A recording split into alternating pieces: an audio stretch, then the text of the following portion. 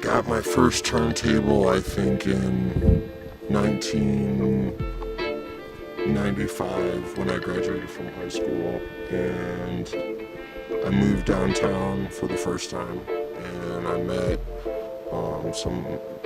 some friends down there, and I discovered a lot of what I would now kind of know to be like electronic music. I think in 1995 that was like an eye-opener. I knew about like all forms of, say, extreme music and different kinds of stuff, things like from very, say, musical backgrounds, and at that point I didn't realize the magnitude for which there was even electronic music. Do you know what I mean? Mm-hmm. Detroit has kind of a long history and a modern significance about it.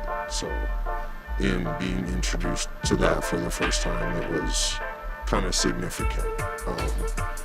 And through that, playing with turntables, friends would have different pieces of equipment. We kind of just plug it up into this old Gemini mixer. We started making mixtapes. So my first introduction with being from Detroit, I'd heard of like Electrifying Mojo and all those old radio shows and that kind of stuff. Mm-hmm. I knew about the new dance show. All that kind of music, like this urban voice of Detroit, and that was all influenced and all going on at that time. Booty music was big. There was a lot of techno, a lot of pounding, like 909 stuff, really experimental, raw, acidy kind of stuff. I was exposed to like my first rave. I didn't know where I was like when I first went to it, but now looking back, it was a party on Hastings, and it was a super even larger eye-opening experience there. That the environment that some of this music was being played in like had a nice fit to Detroit. Like around that time in Detroit, there was a lot of acid techno going on. That's kind of what was getting played out. Lots of bass music, stuff that just boomed. And I mean, that's the 90s and like later Detroit. So a lot of indulgence, a lot of going to parties, listening to music, getting mixtapes, that kind of thing. Having places in Detroit that were open, like Damon's Records in Detroit. They had a lot of, that was like the booty electro hip hop kind of connection. That was the inner city Detroit kind of vibe record store that like those guys were always on point and they were always cool. Like they always had something cool. There was always like, the back room. If you were lucky, you might get to see some shit from the back room. Those guys had an archive of electro and how it pertained to Detroit. And then, tons of record spots, exposure. Right, I exposed myself to a lot of music in Detroit. And then I started,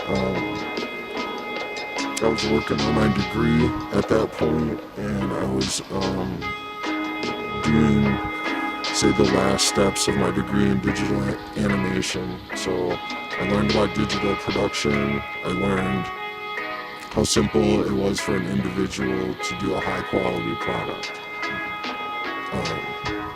Albeit, those pieces have got to be polished in order for it to be a high quality product. Like, I just recognized the process for the first time of, say, creating a video or creating audio. So I was getting schooled in that aspect of, say, construction, where everything was kind of like all videos that we see on the news or whatever.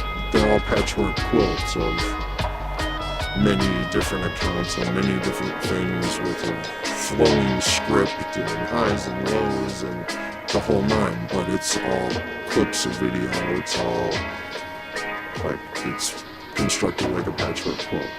So in visual media, I see that everywhere, everything, there's a constant sampling going on, whether it's conceptually or actually formally in front of you, like what it actually is. That my music kind of mimics that. Those two processes, say visual and audio, they've kind of always been the same process for me in some way. I think both require a sensitivity for timing, and